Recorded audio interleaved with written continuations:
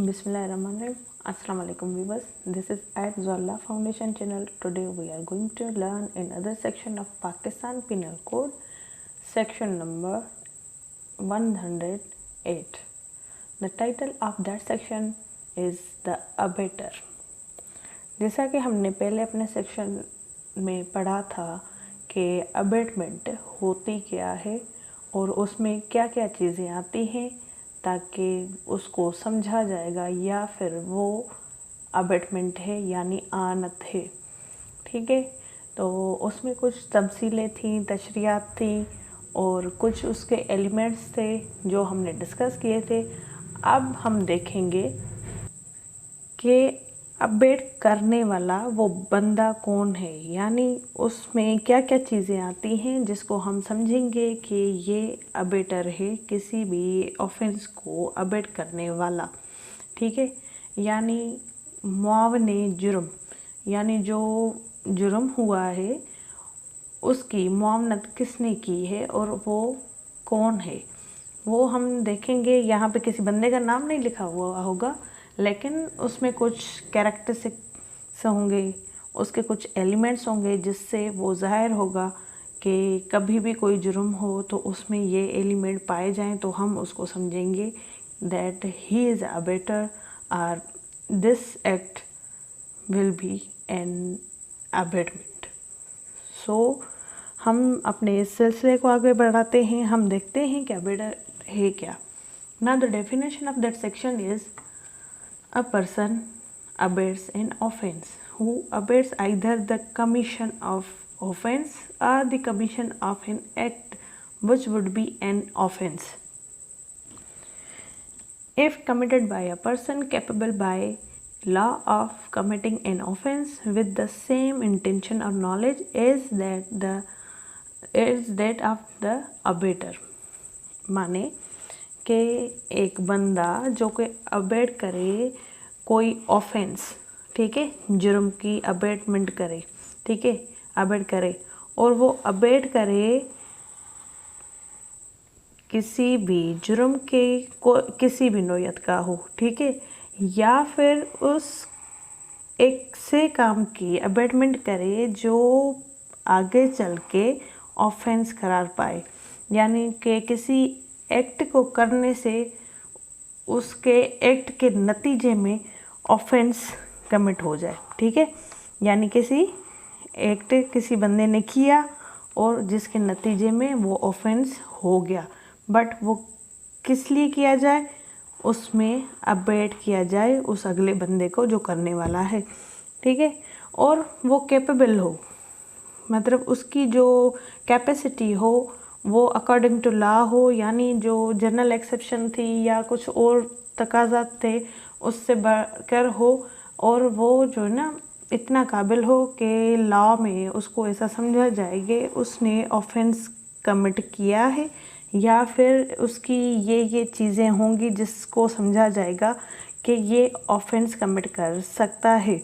ठीक है, वैसे ही इंटेंशन जैसे उसको नॉलेज है कि वो अबेटर है। ठीक है, सेम इंटेंशंस के साथ। मतलब इसमें ये है सीधा सीधा कि ऐसा बंदा जो कोई कैपेबल बाय लॉ हो। अब कैपेबल बाय लॉ कैसे है, वो एक तो 18+ है यानी मेजर है, ठीक है, उसमें सैनिटी भी है यानी सैन है, वो हर चीज़ को समझ सकता है, नफ़ा भी समझ सकता है, नुकसान भी समझ सकता है। ठीक है, और उसमें इंटेंशन वगैरह जो उसने उस एक्ट को करवाने के लिए की है या फिर ऑफेंस को करवाने के लिए की है, तो उसमें उसका इंटेंशन भी ज़ाहिर हो सकता है और उसको इल्म भी हो उस बात का जो उसके एक्ट के नतीजे में कॉन्सिक्वेंसेस पैदा हुए हों, तो उसमें उस अबेटर को ये पूरा इल्म हो कि मेरे किसी भी एक्ट को करने से यानी अबेट करने से क्या नताइज निकल सकते हैं, तो उसको हम कहेंगे ये अबेटर है। ठीक है,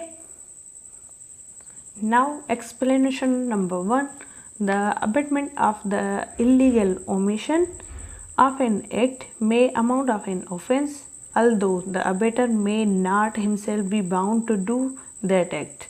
अब जो अबेटमेंट है किस हिसाब से की जा रही है, इलीगल ओमिशन के हिसाब से। इलीगल ओमिशन हम पीछे पढ़ के आए हैं कि क्या है, बार बार मुझे रिपीट करने की ज़रूरत नहीं है।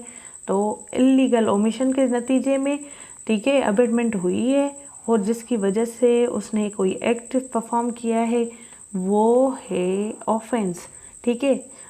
इवन के अल्दो, जबकि वो अबेटर है ना, वो खुद वहाँ पे बाउंड नहीं है कि वो खुद वो एक्ट परफॉर्म करे, ठीक है। यानी इसमें ये कह रहा है कि जो एक्ट या इलीगल ओमिशन हुआ है जिसकी वजह से वो ऑफेंस कमिट हुआ या होने वाला है, तो इसमें जो अबेटर है, बंदा जिसने अबेट किया है उस एक्ट को, तो ज़रूर नहीं है, बाउंड नहीं है कि वो एक्ट वो खुद ही करे। अगर वो खुद करेगा तो वो ऑफेंडर कहलाएगा, ठीक है, लेकिन अबेटर नहीं कहलाएगा। अबेटर भी ऑफेंडर है लेकिन इसमें वो खुद कोई भी चीज़ नहीं कर रहा, इंटेंशन इसका है, वर्क कोई और परफॉर्म कर रहा है, ठीक है। ये चीज़ समझनी है आपको। वैसे ये भी ऑफेंडर ही है लेकिन इसमें ज़रूरी नहीं है कि वो खुद जाके वो काम करे। अगर खुद जाके काम करेगा ना तो वो वॉलंटरी कमिटेड ऑफेंस होगा बंदे का, वो अबेटमेंट नहीं कहलाएगा, ठीक है। Now explanation number 2, to constitute the offence of abetment it is not necessary that the act abated should be committed or the effect requisite to constitute the offense should be caused। दूसरी explanation में कि ये ज़रूरी नहीं है कि जो abetment की गई है किसी एक्ट को करने के लिए, उसके लिए यह ज़रूरी नहीं है कि जिस बंदे को अबेटेड किया गया है, एक है अबेटर, ठीक है, जो ऊपर बताया गया कि किसी काम को करने के लिए वो पूरा सब कुछ तैयार करता है। अब ये जिसको अबेट करेगा ना उसको कहेंगे हम अबेटेड पर्सन, ठीक है, अबेटर, अबेटेड। अब ये जो अबेटेड पर्सन है इसके लिए ये ज़रूरी नहीं है कि वो जो एक्ट उसने कमिट किया है या करने वाला है उसका इफ़ेक्ट रिक्वायर्ड हो, और वो जो कर रहा है उसमें ये ज़रूरी नहीं है कि उसका खुद का भी इंटेंशन है वो काज करने का, ठीक है, इसमें ये ज़रूरी नहीं है, या उसकी वो नॉलेज रखता हो कि ये मुझे काज करना है, इसमें उसकी जो माइंड कैपेसिटी है ना वो ज़रूरी नहीं है। यानी वो खुद चाहे या ना चाहे लेकिन अबेट किसी और ने किया है तो अबेटेड पर्सन जो है इसके लिए रिक्वायर्ड नहीं है कि वो अबेटमेंट करे, ठीक है। उसमें उसकी मीन्स ऐसा समझे कि उसकी रजामंदी हो या ना हो लेकिन किसी और ने अबेट किया है और अबेटेड पर्सन ने जस्ट उसको परफॉर्म किया है, इसमें इसकी माइंड की ज़रूरत नहीं है। माइंड की ज़रूरत से मुराद ये है कि वो खुद उस जुर्म को करने की चाहत रखता हो या ना रखता हो, ये ज़रूरी नहीं है इसमें, ठीक है। ये दूसरी एक्सप्लेनेशन है। नाउ हम इसकी जो है ना इलस्ट्रेशन भी समझेंगे और भी वजाहतें हैं उनको भी समझेंगे, तभी हमारा अबेटमेंट का अबेटर जो करने वाला है किसी भी जुर्म की मुआवनत, उसको और ज़्यादा हमें अच्छे से समझ आएगा इसकी इलस्ट्रेशन और एक्सप्लेनेशन को समझते हुए। नाउ इलस्ट्रेशन है, A instigate B to murder C, B refuse to do so, A is guilty of abetting B to commit murder. अब जो ए है वो इंस्टिगेट कर रहा है किसको, बी को, कि जाके मारो किसको, सी को, किल टू सी, ठीक है। अब बी जो है ना बीच वाला बंदा वो मना कर देते, भाई मैंने नहीं मारना उसको, सी को, ठीक है। लेकिन बी के इंटेंशन को देखते हुए, यानी उसकी जो ये वाली बात की गई है सेकंड एक्सप्लेनेशन में, उसमें ये ज़रूरी नहीं है कि वो करे या ना करे, या फिर उसने किया है या नहीं किया, ये ज़रूरी नहीं है। बट यहाँ पे एक्शन देखा जाएगा इसका अबेटर का, कि उसकी माइंड कैपेसिटी क्या है और वो क्या करना चाहता है, ठीक है। तो ए जो है ये बंदा, ये गिल्टी है किसका, अबेटिंग का, जो करवाना चाहता है बी से सी का मर्डर, ठीक है का। इसमें सी भी ज़रूरी नहीं है लेकिन उसने अबेट किया है कि बी मारे किसी और को, किसी को भी, ठीक है। तो इसकी अबेटमेंट हो रही है किसकी, मर्डर की। अब इसको हम और ज़्यादा अच्छे से आगे चल के समझते हैं। होप सो इतना तो आपको अच्छे से समझ आया होगा। Option B, A instigate B to murder D, B in pursuance of the instigation steps D. D recovers from the wounds. A is guilty of instigating B to commit murder. अब इसमें बताता है कि ए ने इंस्टिगेट किया, इंतशार दिया, यानी उसको उकसाया बी को, ठीक है, कि वो जाके मारे किसको, डी को। अब बी ने उस हुक्म की जो उसको ए ने कहा उसकी तामील करना शुरू कर दी, ठीक है। तामील के लिए उसने अमल किया और उसने डी को किसी ऐसे आले से मतलब ज़ख़म दिया। जब जी ने रिकवर किया उस ज़ख़म से, तो अब जो ए है जिसने उकसाया बी को, तो ए जो है गिल्टी है किसका, इंस्टिगेटिंग टू बी। बी को भी सज़ा होगी, लेकिन पहले तो जो मेन किरदार है वो है ए जिसने इंस्टिगेट किया, ठीक है। तो इसमें यही इतना है। अब थर्ड इसकी एक्सप्लेनेशन देखते हैं, उसमें क्या कहता है। It is not necessary that the person abated should be capable by law of committing an offense, or that he should have the same guilty intention or knowledge as that of the abater, or any guilty intention or knowledge. अब इस third वाली इस explanation में ये बताता है कि यहाँ पे ज़रूरी नहीं है कि जो पर्सन अबेटेड किया गया है उसमें ये कैपेबिलिटी ऑफ लॉ हो ताकि वो कमिट करे ऑफेंस को, या वो बंदा जो अबेटेड है उसकी भी सेम गिल्टी इंटेंशन हो और उसके इल्म में ये हो कि मुझे ये ऑफेंस करना है और उसको मारना है जो अबेटर ने कहा है, ठीक है। या फिर कोई ऐसा गिल्टी इंटेंशन या इल्म उसके पास हो। मतलब जो है अबेटेड जो पर्सन है जिसको अबेट कर रहा है अबेटर, उसके लिए ये ज़रूरी नहीं है कि वो भी ये गिल्टी माइंड रखता हो, गिल्टी इंटेंशन रखता हो या नॉलेज रखता हो कि जो अबेटर ने कहा है मेरा भी इंटेंशन वही है, मैं करूँगा, ठीक है। इसमें ये ज़रूरी नहीं है। अब इसमें और भी सूरतें हैं, वो आगे चल के इलिस्ट्रेशन में हमें पता चलेंगी। Now the illustration, A with a guilty intention abets a child or a lunatic to commit an act which would be an offense if the committed by a person capable by law of committing an offense and having same intention as A. Here A, whether the act be committed or not, is guilty of the abetting an offense. अब यहाँ पे बात clear है, ठीक है, कि abettor कौन है और क्या करवा सकता है, और अबेटेड पर्सन जो है उसमें उसकी कैपेबिलिटी ऑफ लॉ कितनी होनी चाहिए या कितनी नहीं होनी चाहिए, ठीक है। अब ए जो है वो इस गिल्ट के साथ इंटेंशन जो उसका है कि वो अबेट कर रहा है किसको, एक बच्चे को, ठीक है, या फिर ल्यूनेटिक को, एक सनकी को, पागल को, ठीक है, ताकि वो कमिट करे एक्ट जो के ऑफेंस हो सकता है अगर उस बंदे ने कमिटेड कर दिया उस बंदे के कहने पे, यानी जिसने ऑफेंस अबेटेड करवाया है, अबेटर वो कैपेबल बाय लॉ है और उसने कमिटेड करवाई है ऑफेंस की, तो उसके लिए ये सेम इंटेंशन होगी जैसे ए की है। यहाँ पे जो ए है चाहे वो एक्ट कमिट हो या ना हो, लेकिन जो guilty of abetting an offence है वो ए पे ज़रूर लगेगा, ठीक है।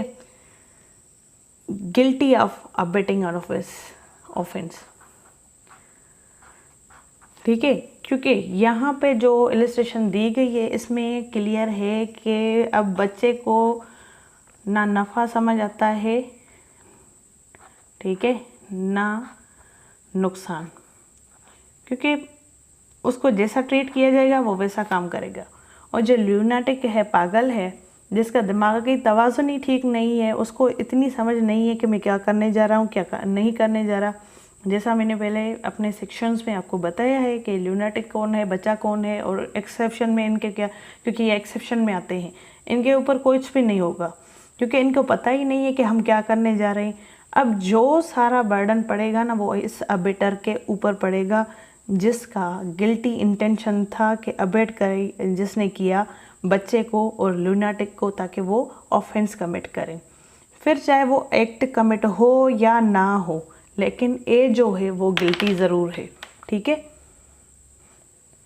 अब इसमें एक और इलस्ट्रेशन है जिसमें और ज़्यादा वजाहतें हैं। ए with the intention of murdering Z, instigate B at a child under 7 years of the age to do an act which causes Z's death।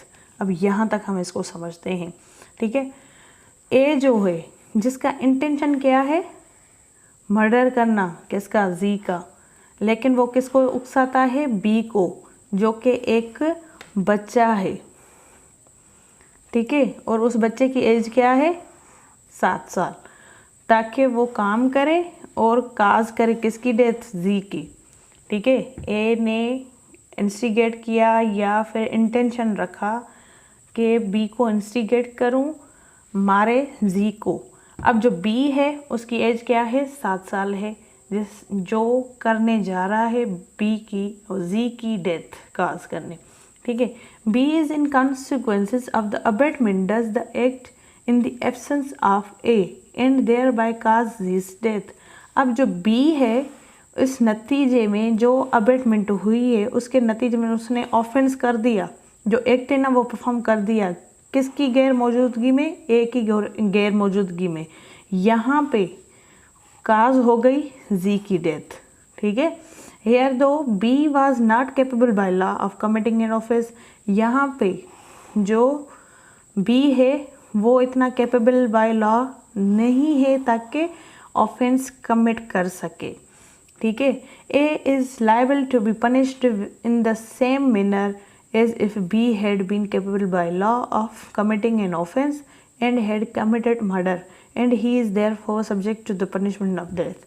अब यहाँ पे एक बात समझनी है हमें कि ए जो है वो लाइबल है किसके लिए, यानी उसके ऊपर लाइबिलिटी है पनिशमेंट की, ऐसे ही मैनर में, ऐसे ही वे में जैसे अगर बी कैपेबल बाय लॉ होता और वो कमिट करता ऑफेंस और उसने कमिट कर दिया मर्डर, और वो जबकि सब्जेक्ट है, यानी उसके ऊपर डेथ पनिशमेंट इम्पोज हो जाएगी, ठीक है। यहाँ पे कि ए ने ये इंटेंशन रख के बी को इंस्टिगेट किया कि जी को मार दो, ठीक है, उकसाया बच्चे को जो 7 साल का है कि मार दो जी को।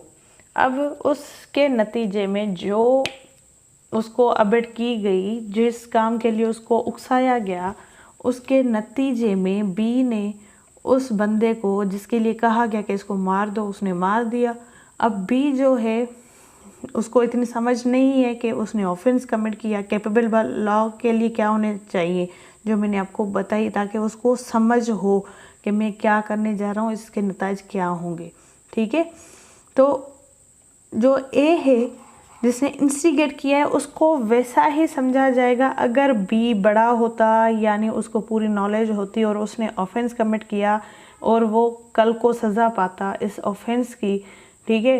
लेकिन वो बच्चा है, तब भी ए के ऊपर वही लाइबिलिटी होगी, इम्प्रिजनमेंट या जो इम्प्रिजनमेंट नहीं, पनिशमेंट ऑफ डेथ, क्योंकि उसने जी की डेथ कॉज की है। अब ये जो डेथ है, भले बी को सज़ा मिले या ना मिले, क्योंकि वो बच्चा है, उसके पास एक्सेप्शन मौजूद है, ए जो है ज़रूर इसका लायबल होगा, इंटाइटल होगा, इस सज़ा के लिए, ठीक है। इंटाइटल नहीं कह सकते, लायबल कह सकते हैं। सो ये थी इंस्टिगेशन के हिसाब से एक्सप्लेनेशन नंबर 3 की second illustration. Now illustration number C, जिसमें और ज़्यादा वजाहत है। A instigate B to set fire to a dwelling house, B in consequences of unsound mindedness of his mind, being incapable knowing the nature of an act, or that he is doing what is wrong, contrary to the law, set fire to the house in consequence of A instigation, B has committed no offense, but A is guilty of abetting the offense to set fire to a dwelling house and is liable to the punishment provided for that offense। ठीक है, अब यहाँ पे और ज़्यादा easy हो गया हमारे लिए कि ए ने इंस्टिगेट किया बी को, ठीक है, उकसाया बी को कि वो जाके आग लगा दे ऐसे घर को जिसमें लोग रहते हैं, ड्वेलिंग हाउस जहाँ पे लोग रहते हैं। बी ने उसके नतीजे में वो जो कि अनसाउंड माइंड था, ठीक है, क्योंकि यहाँ पीछे हमने पढ़ी थी इलिस्ट्रेशन जिसमें चाइल्ड और ल्यूनाटिक का जिक्र हुआ था, तो यहाँ पे चाइल्ड का तो कवर हो गया, अब है ल्यूनाटिक। उसने उस अपनी इंसैनिटी के नतीजे में जो कि इनकेपेबल है उस नेचर को समझने के लिए कि एक्ट किस नोयत का है, इसके क्या कॉन्सिक्वेंसेस हो गए, कितने नुकसान हो गए, कितने फ़ायदे होंगे, किसको क्या होगा, कुछ होगा, ये बी को नहीं पता क्योंकि वो अनसाउंड माइंड है, ठीक है। तो उसने जो कि सही है गलत है कुछ भी है, कॉन्ट्ररी टू लॉ है, उसने आग लगा दी, ठीक है। अब जो बी ने ऑफेंस किया है ना, इसके लिए वो ऑफेंस नहीं है क्योंकि ये एक्सेप्शन में आता है, पर बट जो ए है वो गिल्टी है उस अबेटिंग ऑफेंस की जो उसने आग लगवाई है उस घर में, और वो लायबल है पनिशमेंट के, जो कि ड्वेलिंग हाउस में कोई भी अगर क्राइम किया जाए वो पीपीसी में उसकी सज़ाएं मौजूद हैं, वैसे ही उसको ट्रीट किया जाएगा, ठीक है। यानी जिस चीज़ की अबेटमेंट होगी अबेटर को वही सेम सज़ा मिलेगी, इसमें यह भी बात कही गई है, ठीक है। अब जो अबेटेड पर्सन है उसको मिले या ना मिले उसकी नोयत देखी जाएगी, या बच्चा है, ल्यूनेटिक है, यानी कैपेबल बाय लॉ है या नहीं है, ये देखा जाएगा, ठीक है। लेकिन ए जो है जो अबेटर है उसको उस ऑफेंस की पूरी पूरी सज़ा मिलेगी। Illustration D which says A intending to cause a theft to be committed instigate B to take property belonging to Z out of Z's possession. A includes B to believe that the property belongs to A. B takes the property out of the possession of Z in the good faith, believing it to be A's property. B acting under this misconception does not take dishonestly and therefore does not commit theft, but A is guilty of abetting theft and is liable to the same punishment as if B had committed theft। अब यहाँ पे समझने की ज़रूरत है कि ए ने ये इंटेंशन रख के काज करवाना चाहता है क्या, चोरी, थेफ्ट, जो कि इंस्टिगेट कर रहा है बी को कि वो प्रॉपर्टी जो है ना मुझसे बिलोंग करती है, यानी उसका ओनर मैं हूँ, जो कि मुझे चाहिए, जो जी के पास है, ठीक है। अब यहाँ पे जो ए है उसने इसमें शामिल की और उसको बिलीव दिलवाया, किसको, बी को, जिसको इंस्टिगेट कर रहा है, उसको यकीन दिलवाया कि जो प्रॉपर्टी है वो बिलोंग करती है मुझसे, यानी ए से बिलोंग करती है। अब बी ने क्या किया, वो प्रॉपर्टी लेके आया जो कि पोजीशन में थी, यानी मालकी में थी, कब्जे में थी जी के, उसने बी ने लेके आया, जो कि गुड फेथ में उसने वर्क किया, ये एक्ट किया, और उसको ये यकीन था कि मतलब उसको इतना बिलीव दिलवाया गया कि जो प्रॉपर्टी है वो ए की है। अब जो बी ने एक्ट किया वो अंडर मिसकंसेप्शन में किया, ठीक है, उसने कोई बदयानती नहीं की। जो बी है उसने कोई बदयानती नहीं की, उसने मिसकंसेप्शन में वो काम किया। यहाँ पे जो अगर कमिट नहीं हुई थेफ्ट, तब भी ए जो है गिल्टी है अबेटमेंट ऑफ थेफ्ट के लिए, उसने अबेटिंग की है थेफ्ट की, और जो ए है वो लायबल है। उस तरीके से ही पनिशमेंट का, सेम पनिशमेंट का जैसे थेफ्ट की है, ठीक है। और बी जो है अगर उसने वो थेफ्ट कमिट की होती तो, ठीक है, लेकिन बी को कोई सज़ा हो भी सकती है, नहीं भी हो सकती, लेकिन बी ने किया गुड फेथ में, ठीक है। यहाँ पे ये एलिमेंट्स उसके देखे जाएंगे कि उसने गुड फेथ में किया या बैड बोनाफाइड किया या मालाफाइड किया, ये उसमें देखा जाएगा। लेकिन जो ए का इंटेंशन था वो कमिट करवाना था चोरी टू इंस्टिगेट बी, ठीक है। अब चोरी होती है या नहीं होती ये बाद की बात है, ठीक है, लेकिन ए को सज़ा चोरी वाली ही होगी। अब जो थेफ्ट है वो डिफाइन है सेक्शन 378 में, और इसकी पनिशमेंट है 379 में, ठीक है, theft.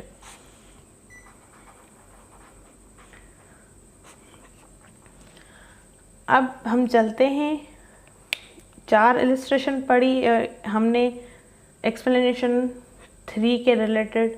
Now explanation number 4, A abates an offense. Being an offense, the abatement of such an abatement is also an offense। यानी अबेटमेंट की जाए ऐसे ऑफेंस की जो कि खुद एक ऑफेंस है। अब जो ये अबेटमेंट है उस ऑफेंस की अबेटमेंट को जो कि एक ऑफेंस ही है, ठीक है, यानी ऐसे ऑफेंस की अबेटमेंट करवाई जाए जिसकी नेचर खुद ही एक ऑफेंस है, ठीक है। जैसे ऊपर चोरी वाला था, चोरी वाले को अलग से देखा जाए तो ये अलग से ऑफेंस है, ठीक है, उसने अबेटमेंट की, और अगर अबेटमेंट में उसको सज़ा वैसी ही मिली है ताकि वो चोरी है, ठीक है, अगर वो करता है नहीं करता वो अलग बात है, लेकिन इसकी खुद की नेचर जो है वो क्या है, एक ऑफेंस है। यानी ऑफेंस की ही अबेटमेंट की जाए वो भी एक ऑफेंस है अबेटमेंट का, ठीक है। अब इलस्ट्रेशन इसकी देखते हैं। A instigate B to instigate C to murder जी, B accordingly instigates C to murder Z and commits that offense. In consequences of B instigation, B is liable to the B punishment for his offense with the punishment for murder, and as A has instigated B to commit the offense, A is also liable for the same। अब जो A है उसने instigate किया, उकसाया B को कि वो instigate करे दूसरे को। अब A ने कहा कि बी को कि मार दो, मारना है हमें जी को, ठीक है, जी को हमें मारना है, बट तुम कहो सी को, यानी उसको उकसाओ ताकि वो जाके जी को मारे। यानी एक ये अबेटमेंट हुई, एक ये, ठीक है, इसने अबेटमेंट करके इसको कहा, इसने अबेटमेंट करके इसको कहा। अब मारना क्या है, जी को, ठीक है, डेथ काज करनी है इसकी। इसमें एक अबेटमेंट हुई, दूसरी अबेटमेंट हुई, किसके लिए कि एक ऑफेंस कमिट हो जाए, ठीक है। तो बी ने वैसा ही किया जैसा उसको कहा गया था। ए की तरफ से उसे इंस्टिगेट किया सी को कि वो मार दे जी को, ठीक है। उसने कमिट कर दिया वो ऑफेंस। अब इसके रिजल्ट में क्या हुआ, बी की इंस्टिगेशन के जो ये मेन किरदार यहाँ पे उभर के आया जिसकी वजह से वो मर्डर हो चुका, ठीक है, इंस्टिगेशन के नतीजे में।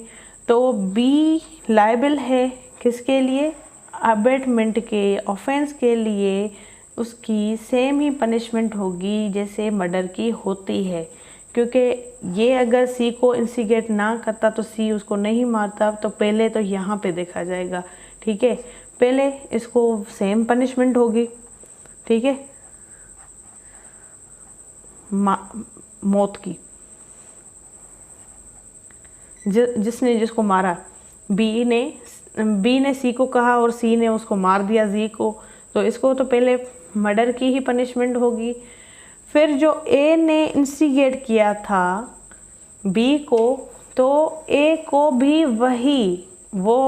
वही पनिशमेंट का हकदार है कि उसको भी वही सेम वाली पनिशमेंट मिलेगी, ठीक है।